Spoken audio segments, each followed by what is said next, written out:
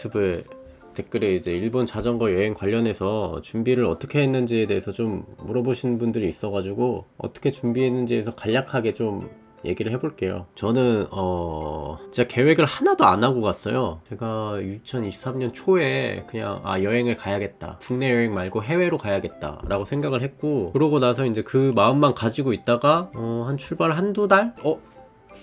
진짜 가볼까? 이런 마음이 이제 슬금슬금 났었고, 그러다가 거의 여행 준비는 한 달? 한 달 정도 여행 딱 준비하고 갔던 것 같아요. 해외로 처음 가니까 여러 가지 준비를 해야 될 게 있잖아요. 가방 같은 경우는 사놓은 게 있었어요. 요거 락브로스 패니어 가방, 이거 27리터짜리였나? 20리터짜리인지 27리터짜리인지 정확히 모르겠는데 아마 27리터로 알고 있어요. 예전에 사두고 이렇게 방치하고 있었다가 근데 이거 가지고 여행 가야겠다 해서 이거 2개 딱 챙겨가지고 가지고 갔는데, 근데 이 가방은 제가 영상에서도 말씀드렸지만 좀 별로예요. 이 가방이 이 뒷면 이쪽을 보면 여기 요 부분이 좀 약하더라고. 그래서 여행하면서 이 부분이 고장 났었어요. 뭐 이런 식으로 이 나사가 빠지더라고요. 이렇게 처음에 오르트립 제품 살려다가 그게 비싸더라고요. 이 가방이 아마 그 오르트립 제품의 한 3분의 1 가격? 그래서 싸가지고 이걸 샀는데 결국은 싼 게 비지떡이었다. 그래서 만약 여행 준비를 하시려면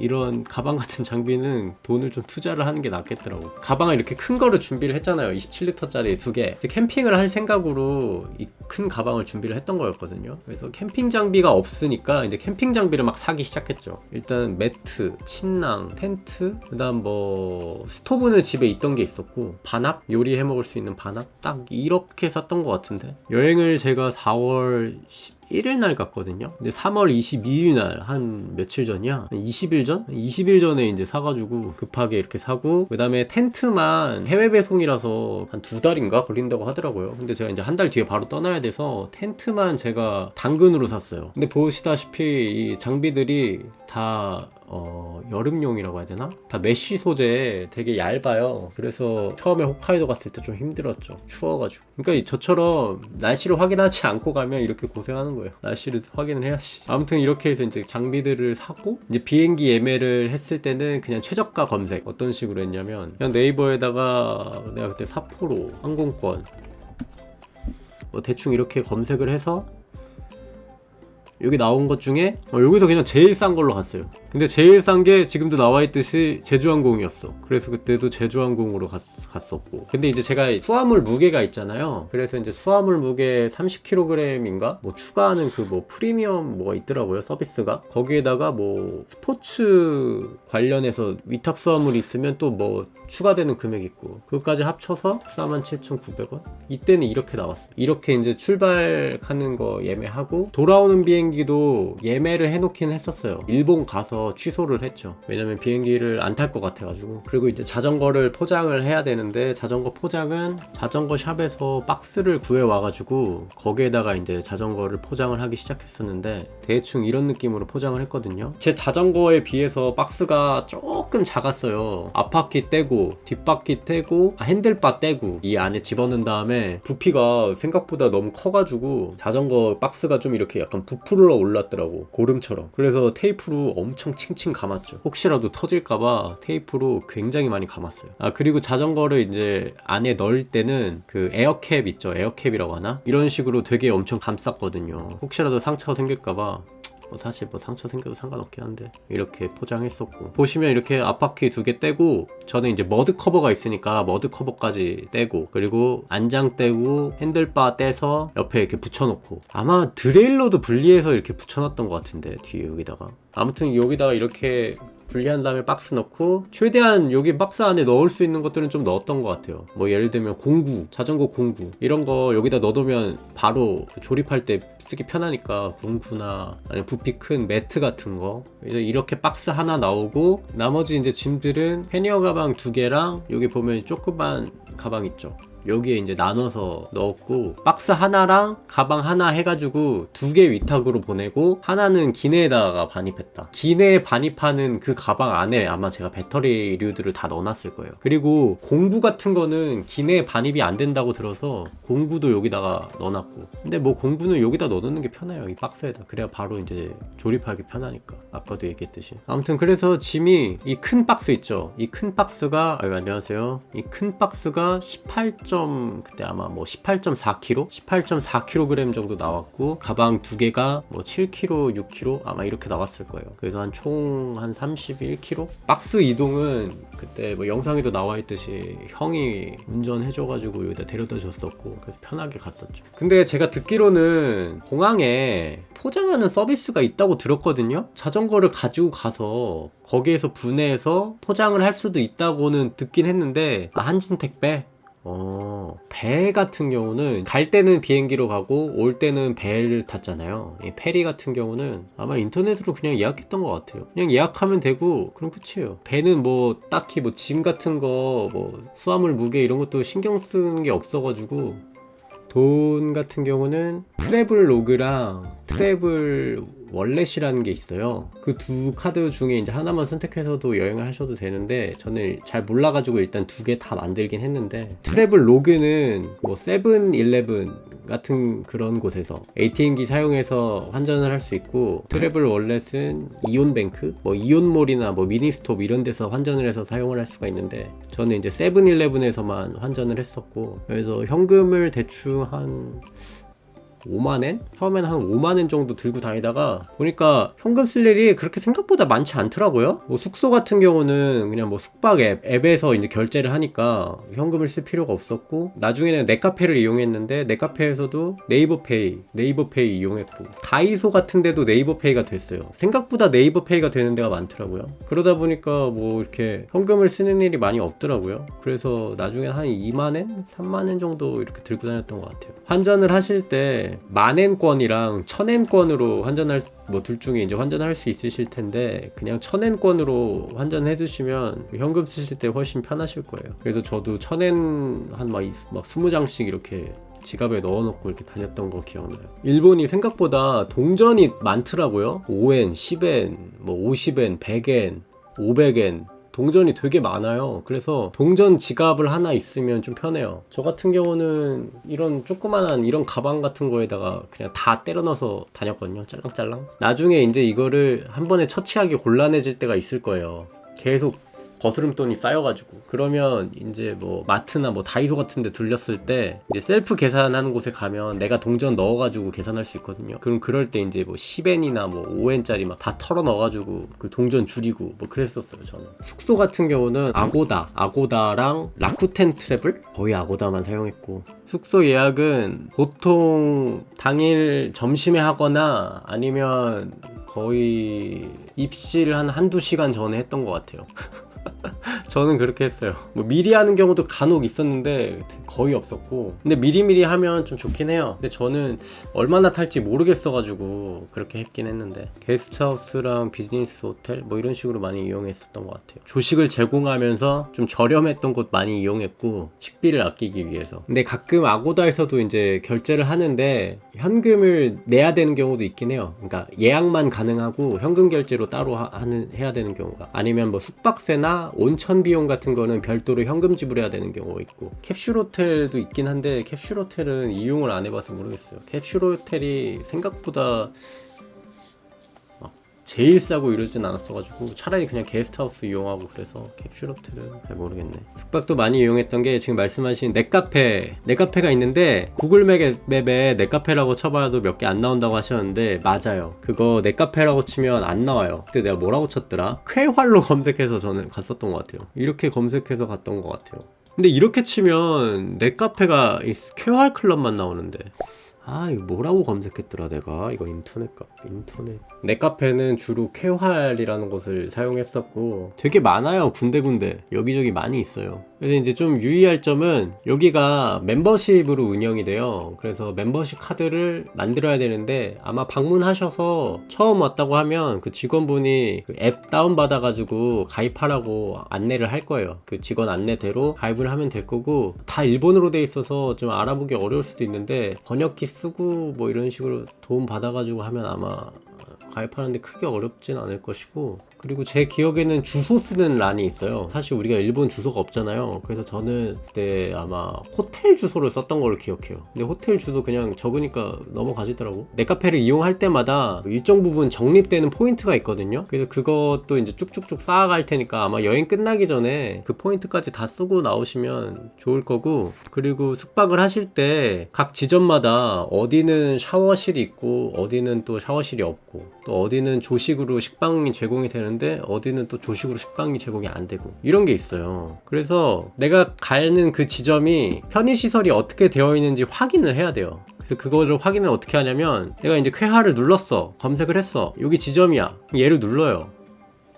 그럼 웹사이트가 있거든요. 웹사이트. 웹사이트를 눌러. 그리고 밑으로 쭉 내려가다 보면 뭐 이런 게 있어요. 이런 그림들이 뭐 대충 이제 번역을 해서 보시면, 뭐 여기는 무료 토스트, 아이스크림, 뭐 샤워 무료 이렇게 써 있잖아요. 그럼 이거는 제공이 된다는 거야. 여기는 가격이 얼마 있는지도 알 수 있고, 개인실은 뭐 처음 30분 350엔에 10분마다 뭐 120엔 뭐 이런 식으로. 여긴 노래방 부스, 그다음에 여긴 그냥 음료 무제한 카페. 그래서 각 지점마다 개인실이 있는 데도 있고 개인실이 없는 데도 있거든요. 그것도 이제 참고해서 이용을 하시면 되고, 일본의 호텔 게스트하우스도 많아요. 그래서 굳이 여기 이용 안 하셔도 돼요. 근데 거기보다는 여기가 좀 더 싸긴 싸요. 그래서 제가 이용을 했던 거지, 그냥 호텔 이용하셔도 돼요. 여기 보면 부스가 딱 개인실만 있잖아요. 이런 것도 있어요. 가격도 지점마다 조금씩 차이도 있고, 여기 380엔에 130엔. 그다음 여기는 딱 봐도 되게 적죠. 코인 세탁 유료에 샤워 무료긴 한데 소프트 아이스크림까지는 제공이 되지만 그게 없네. 조식,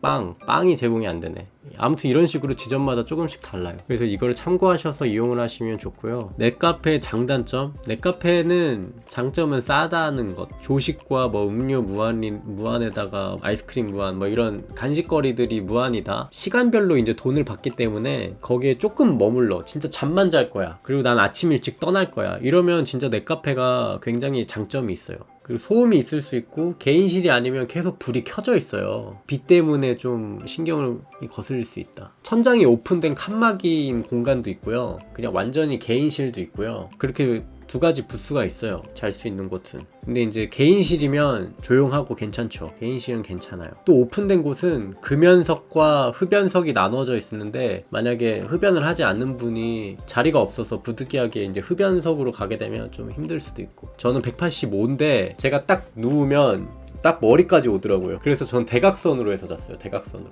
근데 대각선으로 해서 약간 이렇게 쭈그려가지고 자니까 뭐 찾을만 하던데. 그래서 저는 이제 눈을 뭐 대충 뭐 모자 같은 걸로 이렇게 가리고, 그리고 귀마개 끼고 잤던 걸로 기억해요. 캠핑장 같은 경우는 유료 캠핑장이 있고 무료 캠핑장이 있거든요. 근데 저는 유료 캠핑장은 딱 한 번 이용했어요. 왜냐하면 유료 캠핑장은 뭐 돈을 지불해야 되는 것도 있었고, 보통 유료 캠핑장 같은 경우는 모르겠어요. 제가 찾았던 데는 그래요. 다 체크인 시간이 있더라고. 근데 체크인 시간이 뭐 한 6시, 7시 뭐 이래요. 아무튼 너무 이른 시간이더라고요. 제가 그 시간 안에 체크인 시간을 맞출 수 없어가지고 보통은 그냥 무료 캠핑장을 이용을 했었는데, 여기 검색을 어떻게 했었냐면, 그냥 구글에 뭐 이런 식으로 검색했나? 프리 캠핑 사이트? 이렇게 검색을 해서 갔던 것 같은데. 그래서 확인해서 리뷰 같은 거를 눌러요. 그래서 여기 사람들이 써놓은 거 있거든요. 무료 캠핑장 이렇게 써있잖아요. 그럼 여기 무료 캠핑장이구나 해서 이용을 했던 것 같아요. 아무튼 뭐 이런 식으로 해서 검색을 하면, 근데 되게 많이 나와요. 생각보다 무료 캠핑장들이. 또 이제 홈페이지 중에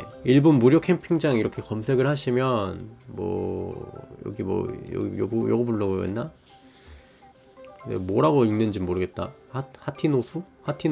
모르겠는데 이런 사이트가 있어요. 그래서 여기 캠프 눌러보면 이렇게 캠핑장이 많이 나와요. 그래서 이 사이트도 좀 많이 참고했어요. 근데 물론 여기에 바뀐 곳도 있고, 무료였는데 뭐 유료가 된 데도 있고, 뭐 사라진 데도 있고, 그래가지고 눌러서 확인을 하셔야 좀 좋을 거예요. 여기도 보면 유료죠. 체크인 시간 있고 뭐 이런 식으로 확인을 해서 가시면 도움이 될 거예요. 이 사이트도 많이 이용했었다. 근데 처음에는 이 사이트 이용하다가 결국 그냥 구글맵에 그냥 검색해서 구글맵에 나오는데 그냥 가게 되더라고. 여하튼 그랬고, 미치노이키가 뭐예요? 국도 휴게소에서도 캠핑을 할 수 있다. 저는 안 해봐서 모르겠는데 가능도 하나 보네. 비즈니스 호텔 같은 경우는 웬만하면 주차장이 있거나 자전거를 주차장에 주차할 수 있거나 아니면 호텔 내부에 주차할 수 있는 공간이 있었어요. 그래서 딱히 자전거 주차에 대한 문제가 없었는데, 물론 딱 한 번 있었죠. 주차장이 그 호텔 내부에 없어서 밖에 외부 주차장에 주차한 적이. 근데 이제 넷카페 같은 경우는 주차 공간이 따로 없어요. 그러니까 있는데 외부에 있어요. 외부. 하나 예시일 뿐인데, 넷카페가 이렇게 있으면 지금 여기가 제가 주로 갔던 쾌활이라는 넷카페인데 이렇게 주차장이 있단 말이에요. 그러면 여기 자전거 마크 여기 보이죠? 이런 식으로 해서 자전거를 세워둘 수 있는 공간이 있어요. 근데 딱 봐도 뭐가 없잖아요. 지붕이나 뭐 이런 게. 그래서 비에 그대로 노출이 되고 여기다가 그냥 자전거를 세워두는 거예요. 그래서 좀 불안할 수도 있어요. 어디 뭐 실내에 보관할 수 있는 게 아니라서. 그래서 저 같은 경우는 그냥 세워놓거나 아니면 최대한 여기 펜스 같은 데 같이 물어가지고 자물쇠를 잠그거나 뭐 그런 식으로 하긴 했었는데, 혹여나 고가의 자전거를 타고 가신다면 좀 불안할 수도 있겠다. 넷카페 이런 데 이용은. 그래서 차라리 게스트하우스라든지 아니면 호텔 같은 데 알아보셔서 자전거를 안전하게 보관할 수 있는 곳을 가는 게 더 나을 수도 있어요. 데이터 같은 경우는 저는 그냥 한 달 간격으로 이제 결제를 할 수 있었거든요. 한 달 데이터 2기가까지 가능하고 하루에 2기가 다 쓰면 저속으로 무제한으로 쓸 수 있는, 이걸로 이제 제가 썼었는데, 제가 갔을 때는 한 달에 62,000원 정도 했고, 그렇게 한 달을 사용해 보니까 생각보다 데이터를 많이 안 쓰더라고요, 제가. 그래서 이제 하루 1기가로 바꾸고, 1기가로 바꾸니까 한 달에 한 42,000원, 3,000원 정도 하더라고요.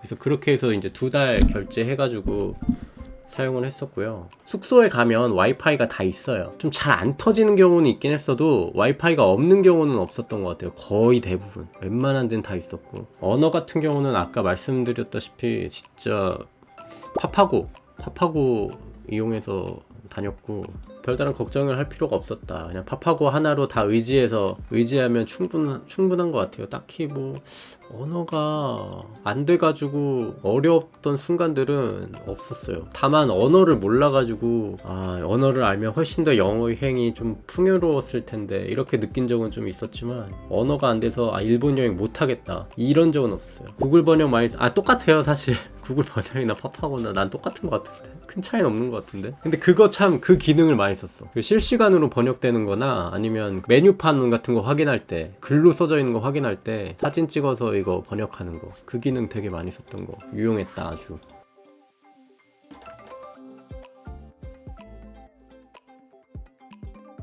보험은 여행자 보험 들었었고, 제가 여행 계획을 50일 했었거든요, 일본 갔을 때. 그래서 50일에서 한 25,000원 정도 들었던 것 같아요. 제가 56일이잖아요 총 여행 기간이. 그래서 나머지 일주일 조금 쫄렸었다. 그래서 만약에 사실 그때 제가 사고 났었잖아요. 그때가 보험이 안 됐을 시기긴 했어요. 나중에 알았어. 세탁 같은 경우는 대부분 호텔에 코인 세탁기가 있더라고요. 그래서 코인 세탁기를 주로 사용했었고, 넷카페에서도 코인 세탁기가 있어요. 아니면 그냥 세탁기가 있어서 뭐 돈을 어느 정도 지불하고 사용할 수 있는 경우도 있었고. 그래서 한 2-3일에 한 번씩 세탁을 했었던 것 같고, 손빨래는 처음에는 조금 하다가 나중에는 그냥 귀찮고 힘들어서 코인 세탁기 이용했었어요. 아마 세탁 비용이 한 200엔에서 300엔, 건조기가 뭐 10분에 100엔인가? 뭐 15분에 100엔이었나? 아무튼 10분에서 15분 사이에 해서 100엔. 저는 주로 건조기는 넷카페에서만 사용했고, 뭐 호텔이나 이런 데 머물 때는 세탁만 한 다음에 방에 여기저기 이제 빨래 건조대를 사용한다거나 해서 이렇게 빨래 말려가지고 갔었고, 만약에 빨래가 마르지 않는다면 이제 헤어드라이어를 이용해서 빨래를 말렸고. 근데 이제 간혹 호텔에서 코인 세탁기를 이용할 때 세제를 따로 사야 되는 경우가 있어요. 보통은 한 50엔? 한 50엔에 샀던 기억이 나는데, 세탁기를 사용하실 때 이게 세제가 들어있는 건지 이 세탁기 안에, 아니면 세제는 내가 따로 넣어야 되는지 그걸 확인하셔서 이용을 하시면 도움이 되실 거예요. 코인 세탁은 한국보다 훨씬 싸요. 근데 물론 코인 세탁기를 보면 이거 도대체 언제 청소했지? 하는 생각이 좀 들 수도 있어요. 얘가 되게 좀 오래된 느낌에다가 좀 지저분한 느낌도 날 수 있긴 한데, 뭐 찝찝해도 그냥 쓸만하더라고 나는.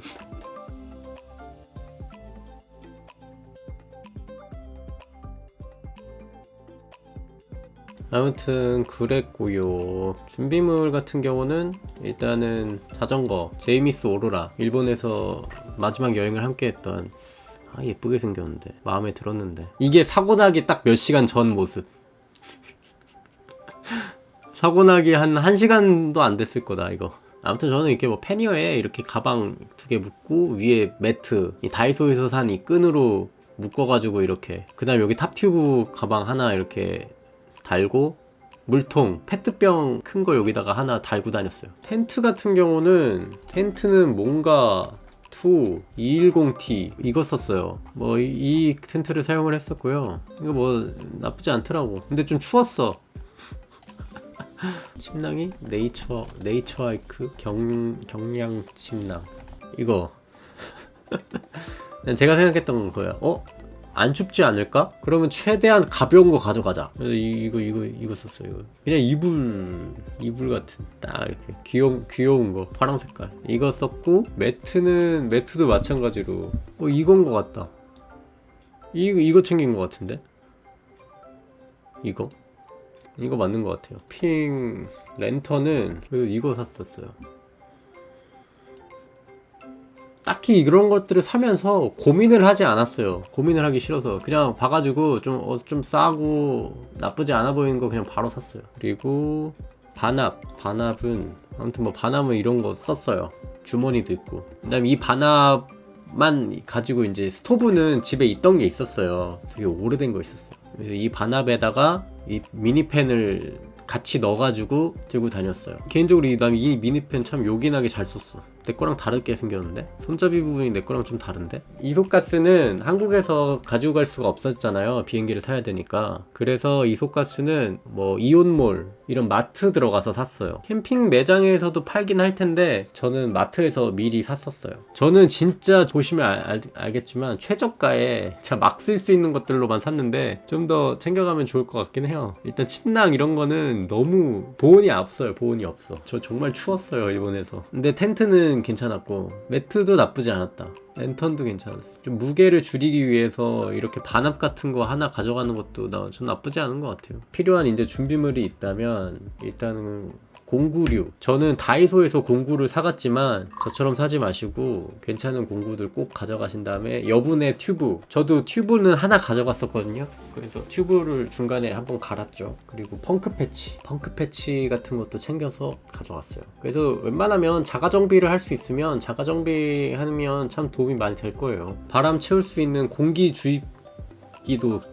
주입기라고 하나? 아무튼 그것도 가져갔어요, 하나. 그다음에 약 같은 경우 뭐 밴드나 연고 이런 거 좀 가져갔었고, 알레르기 연고 이런 것도 좀 가져갔었어요. 선크림, 뭐 화장품 이런 것들, 뭐 로션이나 뭐 이런 것들, 이런 거는 뭐 알아서 다 챙기실 거고, 옷 같은 경우는 저는 4월에 홋카이도에서부터 이제 출발을 했었는데 얼마나 추운지는 몰랐지만 춥다는 얘기는 좀 들었기 때문에 제가 생각할 때는 가을 정도 이렇게 생각을 했었어가지고 안에 입을 수 있는 내복이랑 기모 후드티 세트, 반팔 반바지, 그냥 긴팔 옷, 그 다음에 뭐 긴 바지 하나 뭐 이런 식으로 챙겼던 것 같은데, 그다음 바람막이를 가져갔어요. 바람막이를 가져가고 레인 자켓은 없었는데 대신 우비를 가져갔어요. 다이소에서 샀었던 우비. 심지어 전국 일주할 때 썼었던 우비.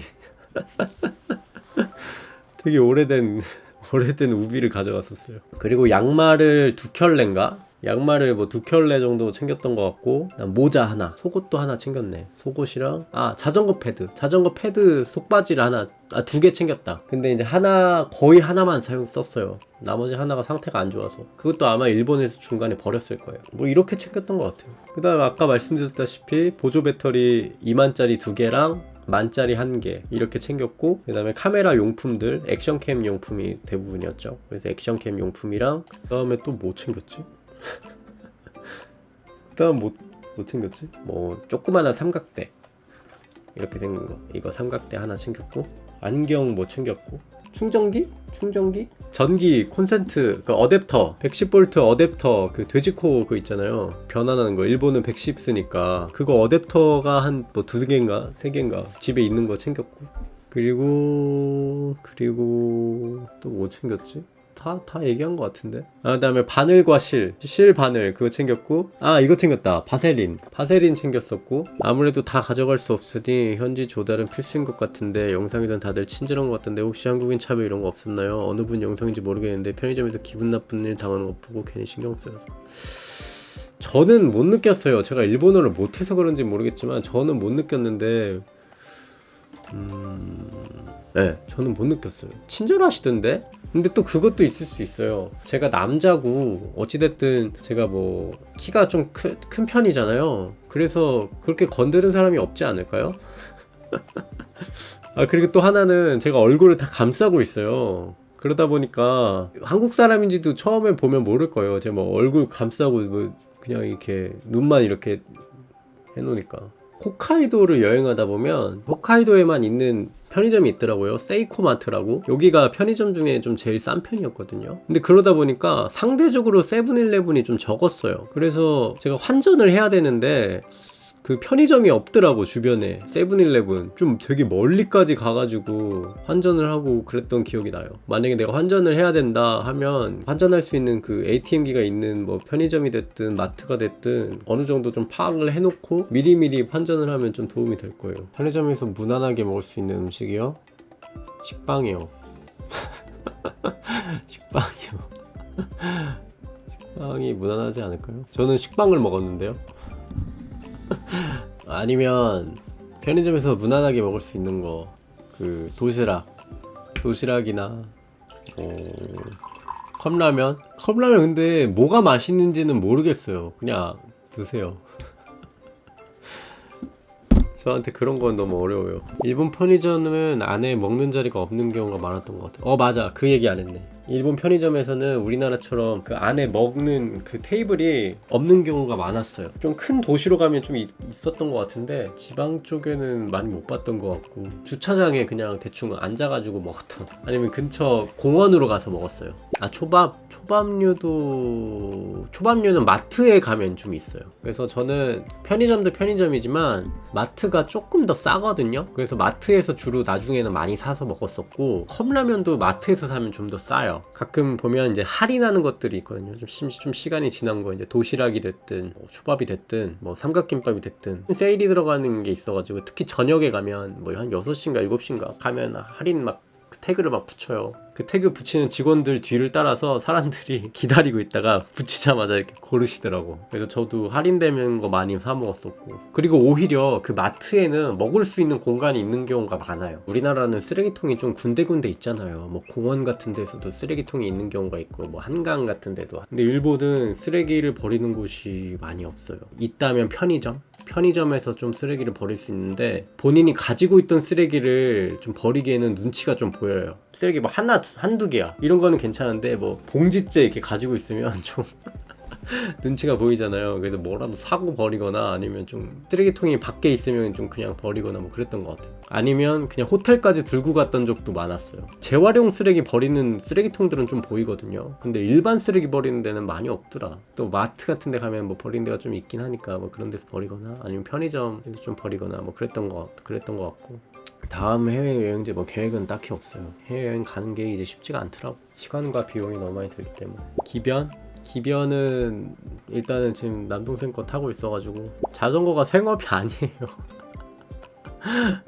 자전거가 생업이 아니에요. 취미예요. 한국이랑 비교했을 때 어필이 일본도 꽤 많은데, 제가 느꼈던 어필의 느낌은 되게 낮고 긴 어필이 많다는 느낌을 좀 받았어요. 끌바를 안 해도 오를 수 있을 만한 어필들이 되게 길게 나와요. 그래서 좀 힘들었어요. 저는 그런 느낌을 좀 받았던 것 같아요. 곰 만날 위험도 있어서 그래서 이제 곰 퇴치 뭐 스프레이라든가 아니면 곰 퇴치 뭐 그 곰들이 싫어하는 방울 같은 거 그런 거 매달고 다니면 뭐 좋다고 하긴 하더라고요. 산에서 혼자 산책하시는 분들 중에 그거를 이제 몸에 지니고 계시는 분들이 좀 계셨어요. 그래서 자전거 타고 산 같은데 이제 지날 때 어떤 여자분인가 남자분이 혼자 이제 산책을 하고 계셨는데 계속 움직일 때마다 딸랑딸랑 몸에서 소리가 나더라고. 아 맞아, 우기 얘기 안 했다. 일본이 장마가 있어요.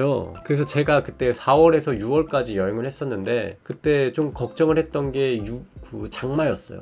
왜냐면 6월부터 장마가 시작된다고 들었어가지고. 근데 2023년을 보니까 6월 8일 날 장마를 시작해서 7월 19일 날 뭐 끝났다 뭐 이런 식으로 기사가 나오네. 그리고 제가 여행할 때쯤 한 태풍도 2번 정도 올라왔었어요. 제가 생각했을 때 여행 가기 좋은 시기는 그 벚꽃 필 때쯤 있죠. 그때쯤 가면 참 좋은 것 같아. 또 일본 여름 덥잖아. 4월, 5월. 아 근데 5월엔 또 그거 있다. 골든 위크라고 해서 긴 휴가가 있어요. 일본에 되게 긴 연휴가. 그 5월 5일 어린이날 있는 그 주간일 거예요. 한 일주일 정도. 그래서 저도 그때 아쿠아리움 한번 갔었다가 아마 그때가 5월 4일이었을 거야. 근데 이제 사람이 너무 많았어가지고 숙박 없어도 막 예약이 꽉 차 있고. 그래서 그런 거는 좀 조심해서 알아보시면 될 거예요. 9월, 10월은 제가 안 가봐서 모르겠어요. 근데 아마 가을이면 뭐 괜찮지 않을까요? 장마 기간 끝나고 좀 여름 한풀 꺾이면 괜찮을 것 같은데. 아 가끔 이제 여행, 일본 여행 어디로 가면 좋냐고 이렇게 물어보시는 분도 계시더라고요. 뭐 아까 오사카에서 도쿄 다녀오신 분도 계셨는데 제가 생각했을 때 좋았던 거는 제가 갔던 루트대로라면 뭐 후쿠오카 시작으로 해서 여기 뭐 여기까지 와가지고 시미나미 카이도 여길 지난 다음에 여기서 뭐 가능하다면 마쓰야마를 살짝 들려서 성을 구경을 한다거나, 그게 별로라면 그냥 여기서 바로 다카마스나 뭐 이쪽 어딘가로 가가지고 여기서 뭐 이쪽으로 가든 뭐 여기도 아마 갈 수 있을 거예요. 여기로 가든 고베로 가든 아니면 와카야마로 가든 뭐 오사카로도 바로 갈 수 있나? 아무튼 가가지고 여행 끝내는 이 루트도 난 좋아 보이던데. 페리를 중간에 한번 타야 되긴 하겠지만 여기 이 시코쿠 섬 들어와서 여기서 자전거로는 못 가요. 근데 이쪽으로 들어올 때는 자전거로 타고 들어올 수 있어요. 여기는 자전거 길이 있어요. 근데 여기서는 점프를 해야 된다. 그래서 저는 고베로, 다카마스에서 고베로 갔어요. 아니면 시코쿠 이렇게 뭐 한 바퀴 도는 것도 있더라고. 이거를 뭐 할 수도 있고, 아니면 그냥 이렇게 규슈 한 바퀴 도는 것도 난 좋다고 생각해. 규슈 한 바퀴. 홋카이도도 괜찮아. 한 바퀴 도는 거 좀 크긴 한데 여기서 한 바퀴 여기도 괜찮아. 시코쿠 섬에도 반달곰이 출연한답니다. 제가 알기로는 규슈 지역 빼고는, 규슈 지역도 일부는 뭐 곰이 나올 수도 있다고 하던데 다 곰이 조금씩 있더라고요. 이거 근데 이제 위로 갈수록 더 많다, 곰이. 일본 여행이 뭐 개인적으로는 되게 난이도가 쉬웠다고 생각을 해요. 그냥 뭐 별다른 준비를 크게 많이 안 하셔도 아마 괜찮지 않을까? 일본 정도면. 제가 뭐 댓글들을 좀 보니까 앞으로 일본 여행을 좀 다녀올 계획이 있으신 분들이 계시더라고요. 그런 분들 잘 다녀오시고, 혹시라도 나중에 계획이 있으시다면 아니면 생각이 있으시다면 겁내지 않고 다녀오시면 좋을 것 같아요. 사실 또 저도 저지만 저보다 다른 뭐 유튜브에 올라온 영상들 많을 거예요. 그거가 더 도움이 될 수도 있어요. 그런 거 많이 찾아보세요. 사실 저는 말주변도 별로 없고 그렇게 도움이 되는지는 잘 모르겠어가지고.